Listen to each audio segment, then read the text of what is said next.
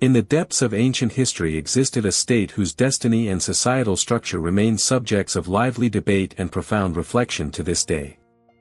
This civilization, shrouded in a veil of mystery and contradictions, stood out among other ancient powers, simultaneously evoking admiration and bewilderment from its contemporaries. Representatives of the Hellenic world, proud of their achievements in philosophy, art, and trade, harbored mixed feelings towards this state. On one hand, they openly envied its might, yet on the other, they would not have wished to live under its harsh laws. They were drawn by its invincible military power but repulsed by its uncompromising asceticism. The warriors of this state instilled fear, embodying iron discipline and unyielding courage. However, observing their way of life, devoid of the pleasures and luxuries familiar to the Greeks, many merely shrugged their shoulders in confusion. How could one voluntarily forego so many joys for the sole purpose of becoming an ideal soldier? They were admired for their exceptional bravery and fortitude but utterly misunderstood. It seemed this civilization lived by its own rules, unknown to the rest of the world, inspiring not only respect but also complete bewilderment regarding the true motives of their existence. Who were these enigmatic people, whose traditions and social structure, formed as early as the 9th century BC, so captivated the minds of their contemporaries? Their unique system provoked not only curiosity but also a genuine desire among some philosophers and rulers to adopt their methods, dreaming of similar strength and stability. But was it possible to replicate this phenomenon without losing one's own identity? The answers to these questions lie in their astonishing history, full of mysteries and paradoxes. The following discussion will delve into the key aspects of this people's life and the most remarkable episodes of their daily existence. It is well known that the inhabitants of this state held their cultural traditions in awe and led a reclusive lifestyle, as if walled off from the outside world. Did they have any interests beyond all-consuming military training? It appears not. Historical chronicles have preserved no records of artists, scholars, or thinkers originating from this nation. All attention was focused on sport and rigorous trials. For this was Sparta. Sparta's history is replete with examples of relentless severity, where even the slightest display of individuality could cost one's life. Consider the tragic fate of a Spartan warrior who dared to adorn his uniform with a ribbon during a military campaign. This seemingly minor embellishment became a death sentence for him, as his comrades, raised in a spirit of collectivism and disdain for personal expression, did not appreciate such liberty. This incident vividly illustrates the harsh customs prevalent in Spartan society, where the individual was subservient to the collective, and any deviation from the norm was severely suppressed. The men of Sparta were renowned for their brevity of speech and sternness, as confirmed by surviving historical accounts. Particularly illustrative is an episode from the correspondence between Philip of Macedon and the Spartans during his expansion into Greek lands. Philip, aiming to intimidate the defiant Spartans, sent them a message full of threats: "If I invade Laconia, I will destroy Sparta." The Spartans' reply was as concise and sharp as a sword stroke: "If." This laconic phrase, brimming with dignity and self-assurance, became a symbol of the Spartan spirit, their contempt for the enemy, and their readiness to fight to the death for their freedom.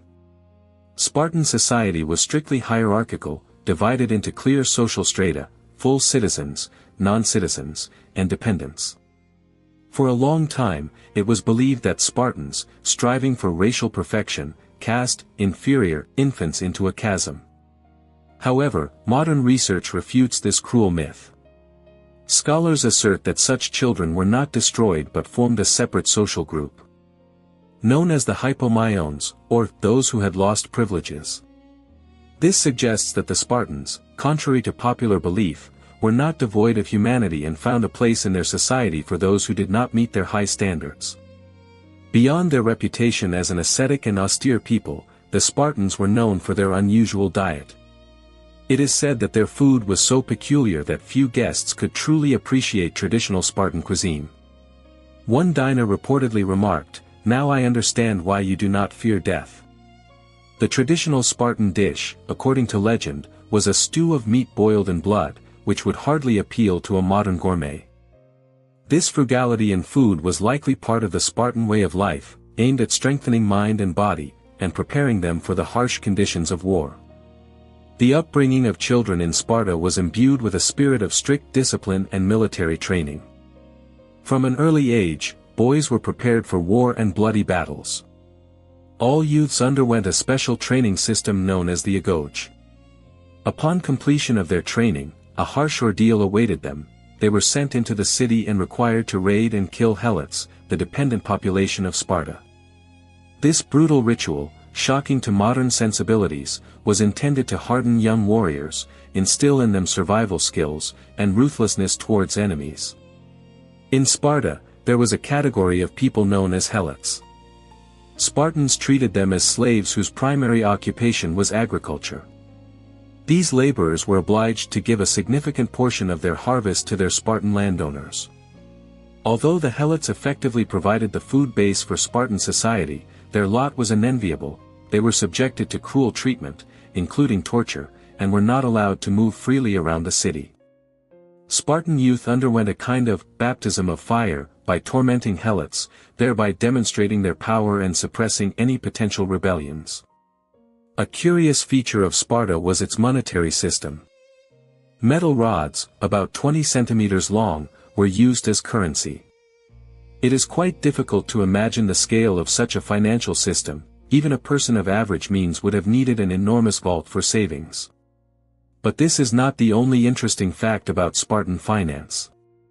During manufacturing, the rods were treated with vinegar, which made the metal brittle and unsuitable for accumulating wealth. It was believed that such a measure would prevent the development of greed and the pursuit of excessive enrichment among citizens. The relations between men and women in Sparta deserve special attention. A unique form of matriarchy flourished in this state. Spartan women, like men, underwent physical and military training from childhood. They were prepared for any challenge, be it rescuing someone from a burning house or taming a runaway horse. In Spartan society, women were considered responsible for defending the homeland, while men fought in wars. Every Spartan man was expected to be married, and they treated their wives with respect and honor. This is why Spartan women enjoyed far greater freedom compared to women in other Greek states. From birth, Spartan girls enjoyed state-guaranteed independence. Their general education was modest, but military knowledge received particular emphasis. In conditions of constant warfare, women had to be able to defend their land alongside men. Every Spartan woman had the right to own property and manage it as she saw fit. Thus, their rights were virtually equal to those of men. In Sparta, as already noted, the institution of marriage was held in particular reverence. Both men and women strove to find their soulmate and enter into legal union as quickly as possible. However, this union served not only the purpose of building personal happiness together, families were expected to produce heirs, especially males, who in the future would swell the ranks of the invincible army destined to defend the homeland. This task became a key function assigned to Spartan wives.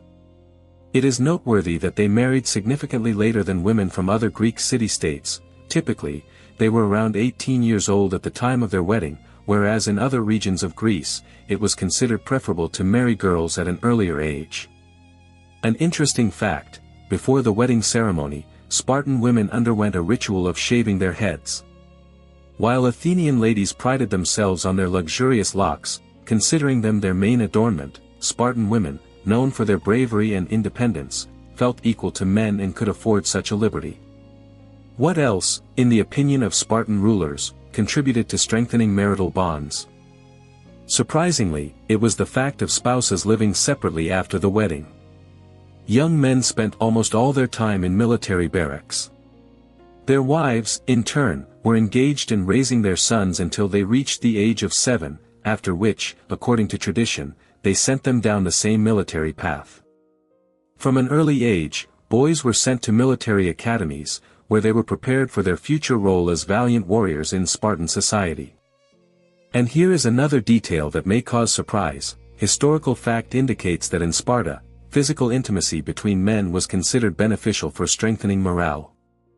Two warriors could engage in intimate relations to establish a special bond, which, in the Spartans' view, positively affected their combat effectiveness. Thus, it can be argued that such practices were legalized and, apparently, were a mandatory part of the training program for future warriors. However, the situation took an unexpected turn. The state desperately needed children, especially boys, capable of replacing their fathers on the battlefield. But how, one might ask, could these children be produced if men spent most of their time surrounded by comrades? As a result, Sparta faced a serious demographic problem.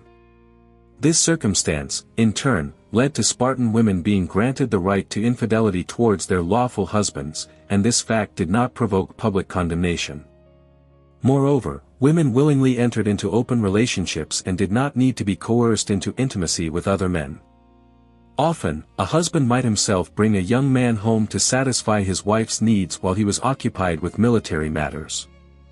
If a child was born as a result of such a union, he was recognized as the husband's legitimate son and raised in his family. As they say, no hard feelings arose about this.